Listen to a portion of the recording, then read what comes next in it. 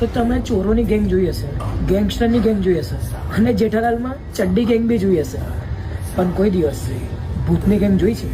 આ વિડીયો એક ટ્રેન સફરનો છે જે જમ્મુથી કતરા જવાની ટ્રેન હતી, એમાં એક હાદસો બન્યો છે અને એકની જોડે નહીં, એક આખું પરિવાર જ એના અંદર આત્મા આવી ગઈ છે.